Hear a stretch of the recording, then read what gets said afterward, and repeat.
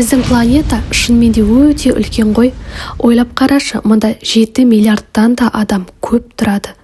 Әр елдің өз тамағы бар, ал солардың ішінде бәрін жеу беруге де болмайды. Иә, әлемдегі барлық тағам бірдей, дәмді де, тәтті де емес. Кейбіреулері кәдімгідей зиян, тіпті уландыру немесе өлімге әкелуі әбден мүмкін. Мысалы, тірі 8 аяқты жеп көрдің бе? Ол өліп қалса да, қимылдап аяқтарымен тамағыңа жабысып қалуы әбден мүмкін. Ал Қытайда қанды моллюскаларды жеп эпидемия шыққанын білдің бе? Ол кәдімгідей халыққа қауіп төндірген. Бүгін мен сендерге әлемдегі ең қауіпті 10 тағамды көрсететін боламын. Әлемдегі ең ерекше теңіз тағамдарының бірі тірі 8 аяқ. Мұндай ас Оңтүстік Корея, Қытай және Жапониядағы түрлі мейрамханаларда жиі кездеседі. Бірақ бұл Кореяда ең үлкен танымалдылыққа ие. Бұл тағамның фишкасы 8 аяқ тірідей беріледі. 8 аяқтың аяқтары шанышқыда, тарелкада да, тіпті ауыздың ішінде жыбырлап қоя береді. Олар тамағыңа жабысып тұншықтырып жіберуі мүмкін. Сондықтан мұндай жағдайға тап болмас үшін бұл тағамды өте мұқият шайнап жеу керек. Әрине, кей адамдар керісінше осындай қауіпті нәрселерді әдейі жеп, экстремалды сезімді бастан өткергісі келеді. Саннакджиді нағыз шебер болып жеудің тәсілін үлкенірек бөлікті бірақ жұтып, оның асқазанның ішінде жыбырлап бара жатқан сезіну екен. Бұл моллюскалар сырттай қарасаң кәдімгі теңіз өніміндей көрінеді, бірақ айырмашылығы ішінде қан сияқты қып-қызыл сұйық бар. Себебі олардың бойында гемоглобин өте көп. Кей елдерде бұл нағыз деликатес саналады, бірақ мұнда үлкен қауіп бар. Қанды моллюскалардың ішінде қауіпті вирустар жасырынуы мүмкін. Мысалы, дизентерия, сүзек немесе гепатит А. Тіпті 1988 жылы Шанхайда дәл осы моллюскаларды жегеннен кейін көптеген аурулар тарап, 300 мың адам ауырып, 47 адам қаза тапқан. Осыдан кейін оларды сатуға тыйым салынған. Бірақ қызығы бәрібір кейбіреулер әлі күнге дейін бұл қауіпті моллюскаларды жеп көреді.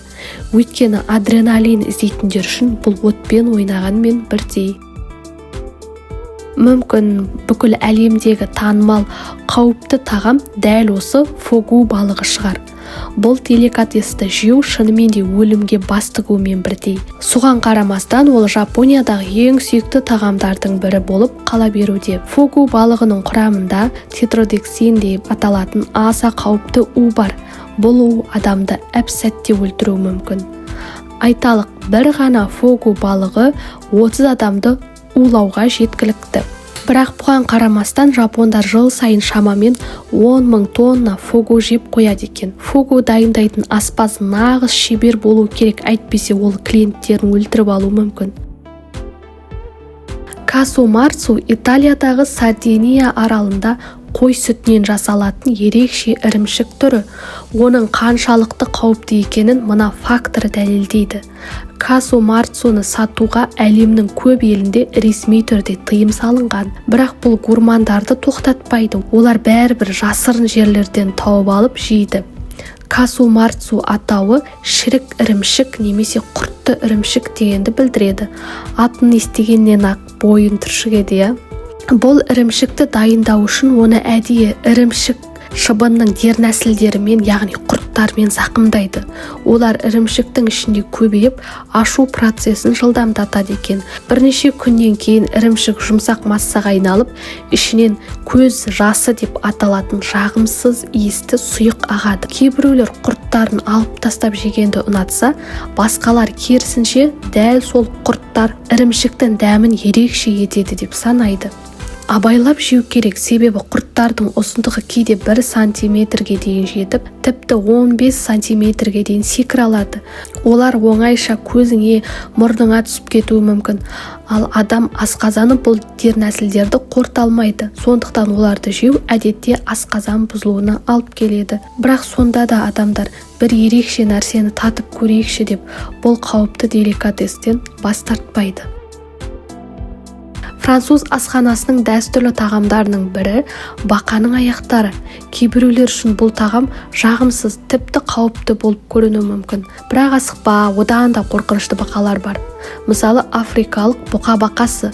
Кейбір Африка елдерінде оны тіпті үй жануары ретінде ұстайды. Бұл бақа кәдімгідей ірі болады екен, ұзындығы 25 сантиметрге дейін, ал салмағы 600 граммға дейін жетеді. Африканың кейбір елдерінде бұл бақаларды Еуропадағы тауық не қаз сияқты арнайы өсіреді. Бірақ олар тек үй жануарлары емес, кейде нағыз дәмді тағамға айналады. Жергілікті халық бұл бақаның барлық бөлігін жейді, тек ішкі ағзаларын пайдаланбайды. Алайда мұндай тәуекел өте қауіпті, өйткені бұл бақаның тері мен ішкі мүшелерінде улы зат бар. Ол бірнеше күн ішінде тіпті дені сау адамның бауырын зақымдап, өлімге әкелуі мүмкін. Қазір дұрыс тамақтану тренд қой, бәрі фитнес, диета, смузи деп жүреді ғой. Соның ішінде ең хит болғаны өнген бидай.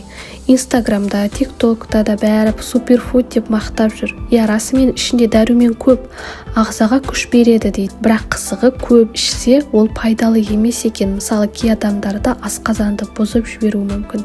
Әсіресе жасөспірімдер дәрумен деп шамадан тыс жей берсе, пайдасынан зияны көп болуы мүмкін. Тіпті дені сау адамдарының өзінде де өнген бидай түрі жағымсыз әсерлер беруі мүмкін. Яғни бәрі ойлағандай суперфуд емес екен ғой. Ал енді нағыз қауіпті өсімдікке келейік. Ол кассава. Африкадағы кейбір елдерде оны күнде жейді. Одан ұн жасайды, түрлі тағамдар пісіреді. Бірақ бұл өсімдіктің тамыры мен жапырағында сенел қышқылы бар. Кәдімгі цианид. Бұл зат соншалықты қауіпті, тіпті химия өндірісінде де сақтықпен қолданылады. Ал табиғаттағы түрі одан да қауіпті. Жергілікті аспаздар кассаваны қауіпсіз қылу үшін түрлі қулыққа барады. Жуып, шайып, тазалап, үгітіп, суға салып, әбден қайнатып, барып әзірлейді. Өйткені аз ғана мөлшердің өзі адамды өлтіруге жетеді. Егер аспаз кішкентай ғана қателік жіберсе, сол тағамды жеген соң бұл өмірмен қоштасуы мүмкін. Аки сыртынан қарағанда кәдімгі өрікке немесе шабдалға ұқсайтын жеміс.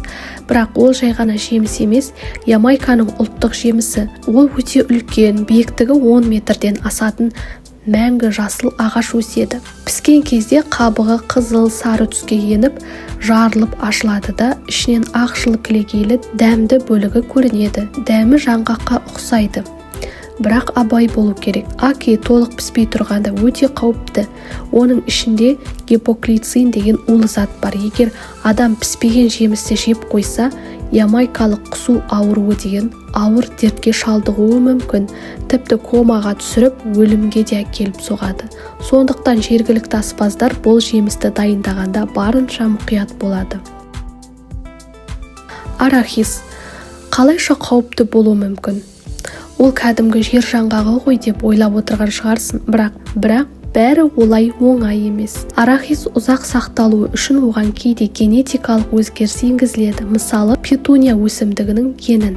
Ал ол өтті заттарға байланысты кей адамдарда ауыр аллергия тудырады.